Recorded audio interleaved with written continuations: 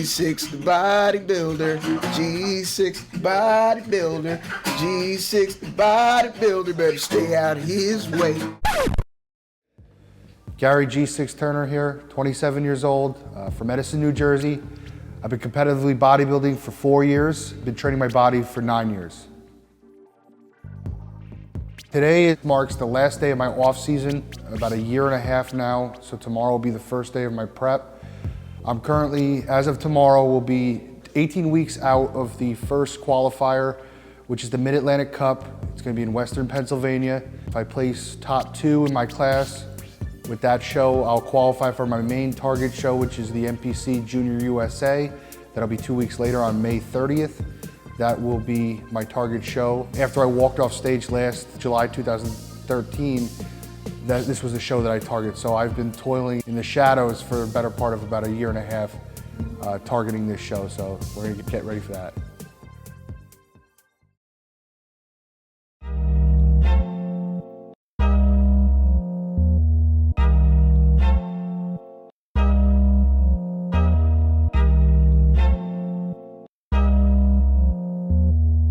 How you doing? I'm Burger, I'm Eddie, owner of Clipper Hand Social Club. and we're here at 217 Hamilton Boulevard, Clipper Hand Social Club, South Plainfield, New Jersey.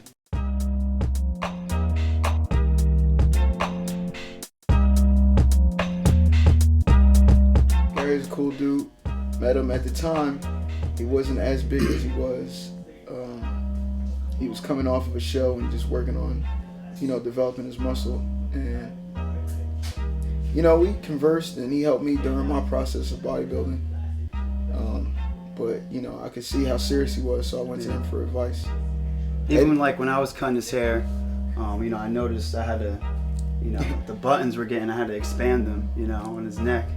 And that was in within a month and a half. Yeah. So he put on a lot of weight. Yeah, he was putting on a lot of weight. He was really dedicated to it, from what I could see.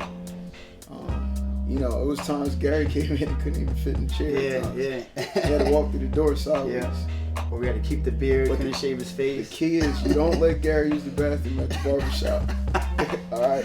Nah, if he's eating broccoli for 9 times a day. Nah, but he's a good bodybuilder. He's dedicated to his craft, his family. I don't know how he finds the time to do everything. Yeah. Between work, train, and Getting ready to become a dad. Yeah, exactly. And to get his hair cut all the time because he's a pretty boy. Every 2 weeks. But he's good at it, and we wish him the best of luck. Yeah, definitely. Here we go. Gary Turner gained a lot of weight so he could cut the pounds. He's gotta get slim, 'cause right now he's still round. But when he gets to get there, he will be so happy. He'll hold up many things, especially his trophy. He's G6 the bodybuilder, G6 bodybuilder, G6 the bodybuilder. He'll lift those weights. He's G6 the bodybuilder, G6 the bodybuilder, G6 the bodybuilder. Better stay out his way. Woo!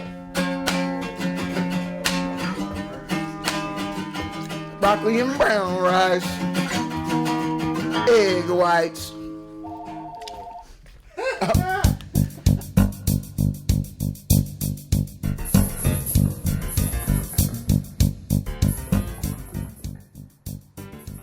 Usually I work till 5:30 in the office. I get here about 6:15. That's Monday through Saturday. We have to do a chest workout. Today's workout, I wouldn't say it's a typical chest workout. If you notice, then I'm sure people are going to notice that I wasn't going crazy heavy. I do 30 sets for chest on this workout. Reason being is I have 2 chest workouts per week. Basically split it up. I used to do 40 sets per workout. It was a little long, so I split it into 2 30-set sessions.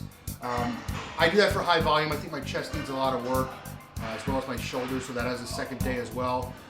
With that being said, I did something a little different today. I pre-exhausted with push-ups before the hammer strength incline. I didn't go very heavy. I actually failed on the third plate, on 3 plates aside on the hammer strength incline. I usually go to 4, maybe 5, but being that I was so pumped up from the push-ups, you know, kind of steamrolled me into the pump and into the next exercise.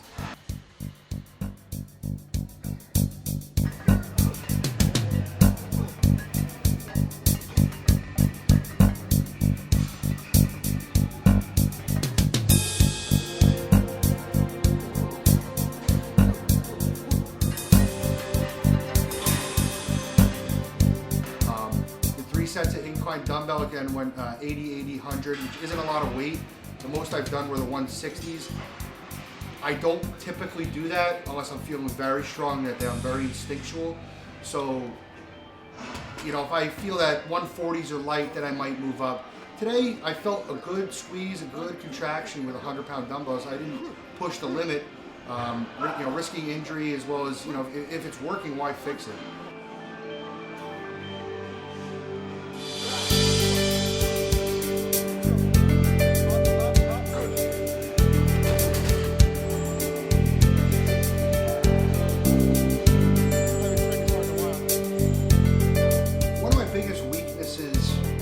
Most people would say my biggest weakness would be conditioning because they see my off-season condition. I disagree. Yeah, I get out of shape in the off-season. That's by design. I do that because I eat a lot. And it's not a lot of crap. It's a lot of, you know, ground beef, you know, pastas. I get big in the off-season. I have no problem cutting down because I just turn it on. I flip the switch when I go into pre-contest mode. So leaning down is not a problem. I take a while. It's going to take me 20 to 25 weeks to do so. My biggest issue on stage and as a bodybuilder would be probably muscle shape. I don't have a very pretty physique, in my opinion. From there, we went over to our cable movements. Typically, I like to do 2 to 3 cable movements, where like a fly movement per workout. I know that sounds excessive, but I feel that that's great at adding the pump. You know, that's a pulling motion, whereas a press movement is a pushing motion. I like to incorporate both of those in there. Cable, I guess decline flies. I went on my knees a few times. That's to get a better squeeze, so I can get a better angle and a 45-degree angle towards the ground. And what that does is it kind of eliminates the swing that you can put in with your, you know, if you're on your feet, you know, swinging back and forth. I find that it's an old school tactic. It works. I get a better pump from it, so I continue to do it.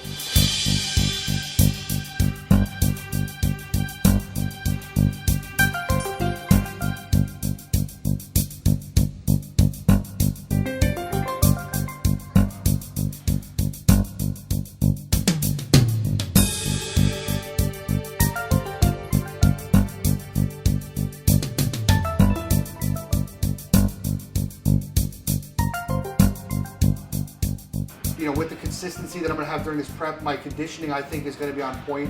I've never been way off. I never really did anything radical at the end to really throw it off, so that's not a concern of mine. It's just making sure that I'm balanced when I go out there. From there, we went to the fly machine. There's 2 kinds of fly machines we have here. I alternate usually between workouts. One's the pec deck, which is the normal one where you kind of put your arm behind the pad. The other one is where you grab the handles and it goes all the way out. Today I chose one that goes all the way out.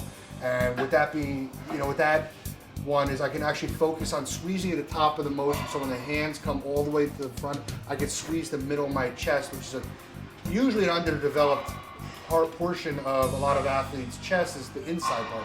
Everyone's got good outside because they do a lot of flies, they do a lot of wide grip bench press, but they miss the middle part of their chest. So I made sure that I squeezed at the top and didn't just, you know, stop halfway through.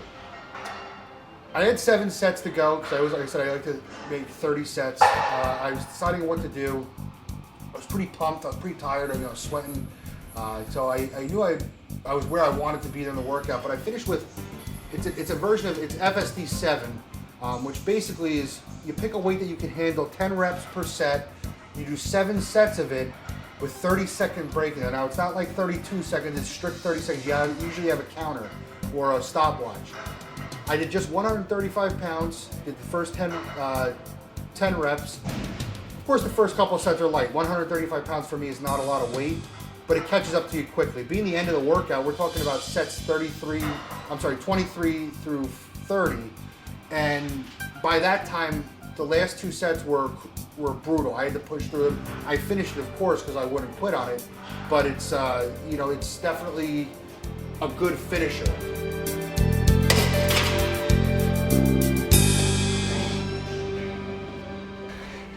Yeah, this is going to be 18 weeks of hell, but what you see now is not what you're going to see later. Everyone called me fat. They're all going to be eating their words. I'm just going to come away with the win. I know my abilities. I believe in myself. This is my show to win or lose.